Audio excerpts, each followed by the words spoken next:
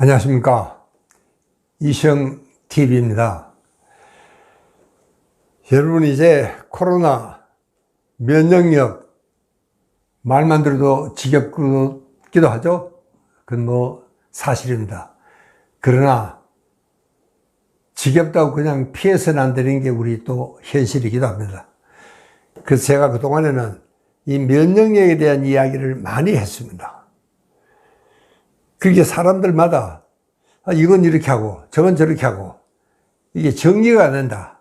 너무 복잡하고 너무 주문이 복잡하다. 그런 이야기를 해서 오늘은 그동안에 제가 익힌 또 전문가들이 하는 이야기를 전부 종합을 해서 이 편파가 되지 않게, 그래서 제가 오늘은 면역력을 위해 이것만은 지키자 하는 이야기를 말씀을 드리려고 합니다. 제가 10가지로 요약을 했습니다. 첫 번째는요, 이 벤나 면역 주스라고 이야기를 했습니다. 여러분, 제가 이 자연의학 공부를 한 지가 한 30년, 40년도 거의 된 것 같습니다. 제가 제일 먼저 갔던 데가 어디냐면은 스위스에 있는 벤나 병원입니다. 굉장히 유명한 병원이고 아주 역사도 깊고 세계적으로 권위 있는 병원입니다. 근데 거기를 갔더니 그 사람들은요, 매일 아침 환자들에게 어떤 환자든 상관이 없습니다. 어떤 환자든 일단 이 벤나 병원에는 면역 주스라는 것을 그 자리에서 만들어서 갈아줍니다. 그게 뭐냐면은 이 당근 주스입니다.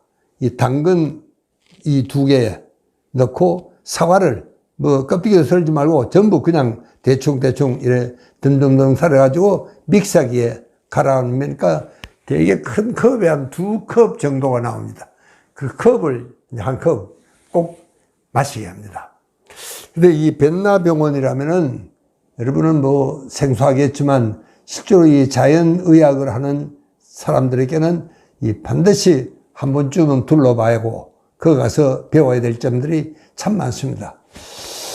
그런데 제가요, 그 이야기를 듣고 돌아와서 매일 아침 이거 하나는 꼭 마십니다. 그런데 그게 효과가 나서 그런지 저는 어느 쪽인지 모르겠습니다.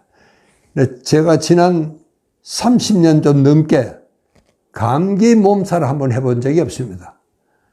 그래서 적어도 저한테는 이게 정말 면역력을 튼튼하게 하는 보약이다. 저는 그렇게 생각을 합니다. 그러나 먹어보고 별로 모르겠다. 안 먹어도 괜찮습니다. 그러나 제 경험으로는요, 저는 정말 지금도 일하는 게 보통 사람보다 더 많이 합니다.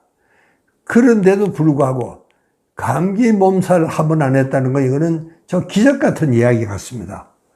여러분, 그래서 저는 이 벤나 병원의 면역 주스에 대해서는 저는 자신감을 갖고 권해 드립니다. 두 번째는 이제 우리가 이 면역에는 먹거리가 제일 중요합니다. 어떤 식사를 해야 되느냐. 여러분, 이번에는요, 이 한국 전통식이 최고의 건강식입니다. 지금까지 알려지기로는 지중해식, 그 다음에 일본의 오키나와식, 이게 아주 건강식으로 소문이 났습니다. 그러나 이번에 참 이태리에서 그 코로나 환자 생기는 걸 보고 이게 지중해식도 별게 아니구나. 정말 우리 한국의 전통식이 최고의 건강식입니다. 왜, 여러분 알다시피 거기는 정말 김치라든가 이 모든 것이 발효고, 우리가 거기는 나물 문화가 있고, 그 다음에 여기는 양념 문화가 있습니다. 이런 것은 세계에서 없습니다. 이제 이런 것들이 우리 한국을 최고의 건강식으로 만들고 있습니다. 그 다음에는 이제 뭐니 하더라도 여러분, 면역은 70%를 장에서 만듭니다. 이렇게 건강한 장 만들기입니다. 그러니까 이게 장 속에는 여러분 유익균이 있고 유해균이 있습니다. 그리고 이 중간균이 또 있어요. 그러나 유익균이 항상 유해균보다는 좀 많아야 됩니다. 한 2배 정도. 그게 제일 좋습니다. 그럴 때 우리 장만은 굉장히 깨끗하고 소화도 잘 되고 변도 잘 나오고 면역력이 튼튼해집니다. 또 그리고 거기서 면역력이 튼튼해야지 뇌에서 30% 만들지만 그 뇌에서 30% 만드는 전구체도 이 장에서 만든다는 사실입니다. 그래서 이 건강한 장을 만들기를 이제 발효식품도, 그리고 특히 이제 요즘 이제 이 화학 제품은 가급적이면 자제할 수 있도록 노력을 해 주십사. 그런 이야기입니다. 네 번째는 건강 체온입니다. 여러분, 체온은 이 36도 5부에서 37도, 이게 건강 체온입니다. 여러분, 이 체온이 떨어지면은, 체온이 1도가 떨어지면은 면역력이 30%가 떨어집니다. 또 대사력이 12% 떨어져요. 소화도 안 돼요. 그렇기 때문에 여러분, 이 체온은 항상 따뜻한 물을 마시도록 노력을 하셔야 됩니다. 목욕을 자주 하시고. 그렇게 참, 특히 이제 이 여름이 되면은, 여러분, 저는 이 지나친 냉방에서 너무 오래 있는 것, 이것만은 절대로 좀 하지 말아 주십사. 좀 자제해 주십사. 그 제가 부탁을 드리고 싶습니다. 자, 그 다음에는 여러분 잘 자야 됩니다. 뭐 이거는 숙면은 뭐 어디에고 건강에 제일 좋은 것은 숙면입니다.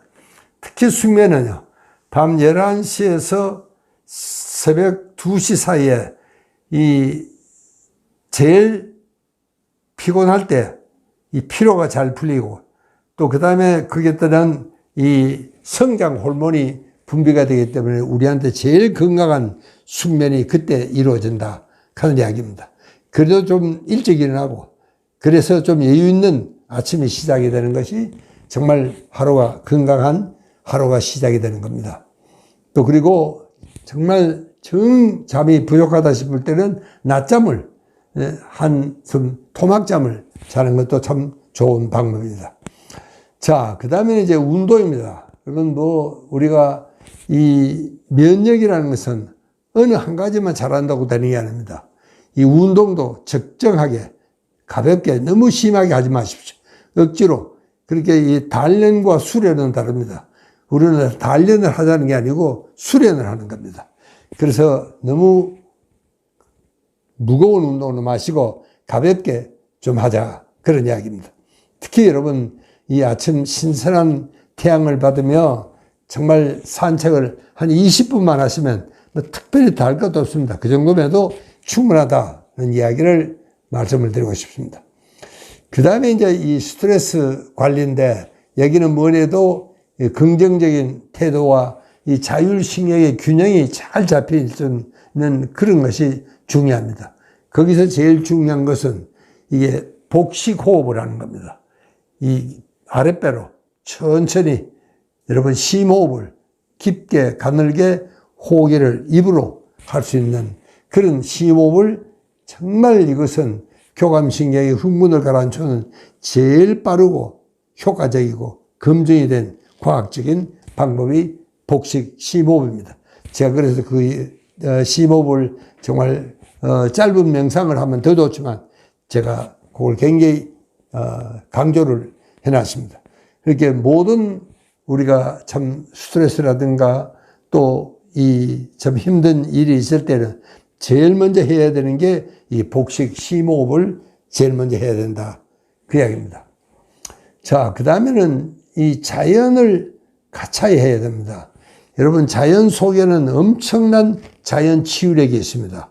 그러니까 자연 속에 가면 절로 몸이 튼튼해집니다. 여러분, 우리가 이번에는 참 코로나가 한국 사람들에게는 어떻게 보면은 굉장히 우리가 강성 체질을 갖고 있다, 그런 이야기를 조심스럽게나마 할 수 있는 이유가 우리에게는 자연이 많아서 그렇습니다. 우리 숲속에 가면은 절로 건강해지고, 그 다음에 이제 마지막으로 세로토닌적인 삶이라 그러는데, 여러분, 세로토닌은 이게 이제 조절 호르몬입니다. 우리가 너무 감정적으로 흥분을 돼 있거나 혹은 너무 가라앉아서 우울증에 빠지거나 그럴 때 이 세로토닌은 그것을 잘 조절해주는, 그렇게 함으로써 정말 우리가 평상심을 갖게 하고 또 우리가 정말 행복한 편안한 마음을 가질 수가 있습니다. 그래서 이 세로토닌을 행복 호르몬이다, 그렇게 이야기를 합니다. 그리고 실제로 이 세로토닌적인 삶이라는 것이 바로 우리 옛날에 우리 선배들이 정말 즐겨 했던 이런 정말 선비 정신의 부활이 될 수도 있습니다. 여러분, 우리가 너무 지금 욕심이 많습니다. 이 욕심에는 끝이 없습니다. 그 욕심을 채우는 것은 기분이 좋죠. 그걸 우리가 도파민 상태라 그렇게 이야기합니다. 그러니까 이 도파민은요, 이게 자가 치유제가 없습니다. 이 도파민은 이게 나오면 나올수록 점점 내는 좋아합니다. 그러니까 이 인간의 욕심이 끝이 없다는 게 바로 이 도파민 때문에 그렇습니다. 그러니까 그런 도파민을 우리가 억제를 하고 하려고 그러면은 역시 우리 옛날의 선배 정신들은 정말 그 중에 하나가 여러분 지족 정신에 있습니다. 너무 많은 거 하지 말고 작게 내가 갖고 있는 것을 만족하고 살아가자. 그래서 우리 선배들은 정말 지족 정신, 이게 정말 청빈을 사랑하는, 내가 가난해도 맑게 영혼을 정말 갖고 살아야 되겠다 하는 것이 이 선비 정신의 부활이다. 저는 그래서 요즘은 이 선비 정신에 대한 이야기를 많이 하고 있습니다.